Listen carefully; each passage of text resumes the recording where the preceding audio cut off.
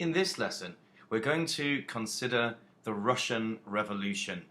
This event, again, this massive event in world history, had bearing on the Treaty of Versailles and also a huge bearing on future 20th century world history. Well, the gentleman in the picture is Tsar Nicholas II of the Imperial Romanov dynasty, an imperial dynasty that had ruled Russia for the last 300 years. Unlike the British monarchy, for example, the Romanov dynasty, the Tsars and Tsarinas that ruled Russia, were autocrats. They were not constitutional monarchs. They exerted huge and real power. They were the absolute rulers of Russia. In 1905, Russia entered into a disastrous war with Japan. Russia was very confident that it would beat its East Asian rival, but the newly industrialized Japanese inflicted a terrible defeat upon the Russians, sinking the entire Russian fleet at the Battle of Tsushima. This reflected very badly upon the popularity of Tsar Nicholas. His popularity declined, it went down. Together with this, there was a gigantic gap, a huge gap between the rich and the poor. The vast majority of Russians were poor peasants living in the countryside. There were, however, a number of industrial workers. Russia was slowly beginning to industrialize, and these industrial workers in the cities and the rising middle class, they wanted more political power. They wanted a say, a voice in the Russian government. Well, with his popularity so low after the war, the defeat in 1905, Tsar Nicholas realized he had to give something. And in 1905, he established the Russian Parliament, or Duma.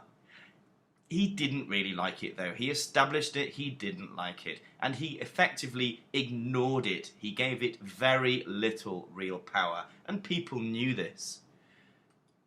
Come 1914, Russia enters into the war against Germany and its ally Austria-Hungary. Well, the war again went very, very badly for Russia.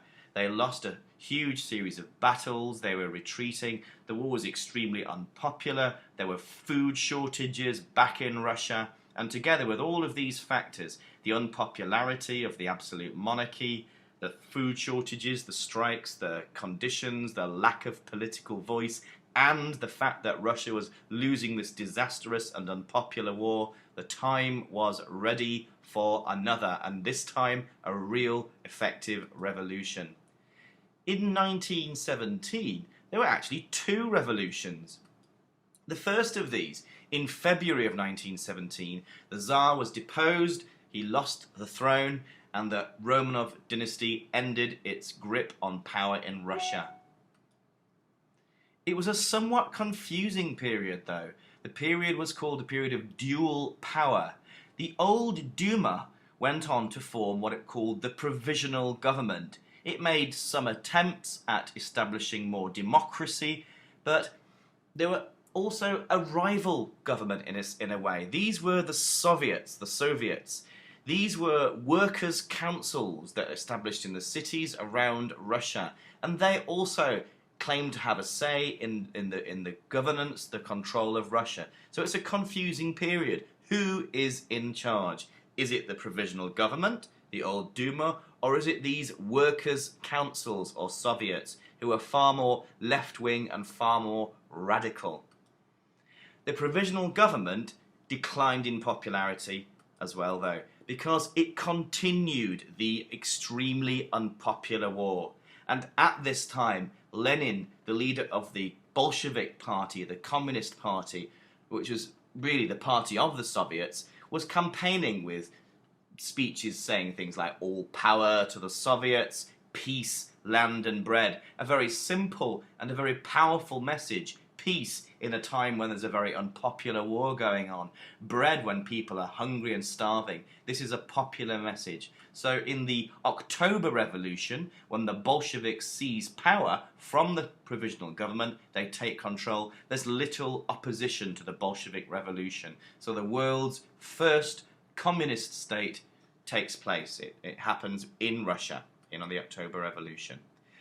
Next, there is a treaty, the Treaty of Brest Litovsk.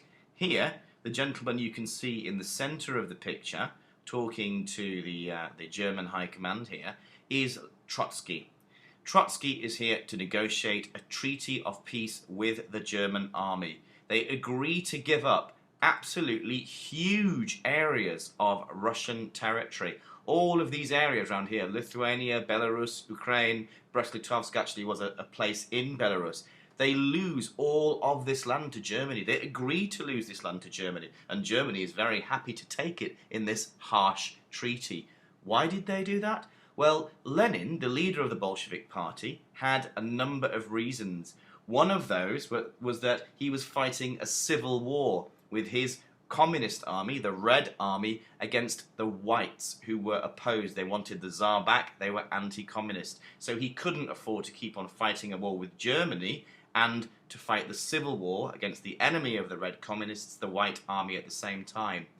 Something else was that Lenin believed there was going to be a world revolution anyway, and all of these old empires, the German Empire, the United Kingdom, and the British Empire, he thought they were going to fall anyway. So this temporary loss of territory wouldn't matter in the future. So there you go, the Treaty of Brest-Litovsk. The Germans are quite happy to take a huge amount of land from Soviet Russia. The Civil War, the Reds versus the White, a vicious civil war, which obviously began in 1917 and continued until either 1921 or 1923, depending on which history book you read. It was an astonishingly vicious and brutal war. Here you can actually see two examples of wartime propaganda. The poster on the left here is a poster from the anti-communist Whites. Here you can see a white knight on a horse slaying the evil red dragon of communism. While on the right poster here, you can see Leon Trotsky with his little beard and glasses, but he's a communist saver stabbing the capitalist serpent of the Whites. This was a terrifying war, a horrible war. The Red Army, though, did win. It did prevail in the end, and it was led by Leon Trotsky. There was extremely stiff discipline. The Red Army couldn't retreat. They'd be shot by their own machine guns if they did. But at the end, after 10 million casualties, the Communists win, the Red Army win. They do have the support of most of the peasants and the people, and they win, and the Whites are defeated. The new communist state is here to stay, at least for a while. Something which will come in again in future, which will live in people's memories, is the White Army, the anti-communist army, was actually helped. It was helped by Britain, the USA, France, Poland, and Japan, and other powers too. They didn't want to see this communist state established. Here, in this picture, you can see another piece of communist propaganda with these evil, top-hatted capitalists, the USA, Britain, France. They are unleashing the capitalist dogs against the heroes of the Red Revolution. So the White Army was helped by the Western powers. They did not want this new communist state to take place. What were they afraid of? They were afraid of the spread of world communism. The Western democracies, Britain, France, the USA, they didn't like communism. They were afraid of it. They were afraid of the spread of this ideology. There were communist parties within the Western democracies, and they did not want to see this ideology spread any further. So there you go. That is the Russian Revolution.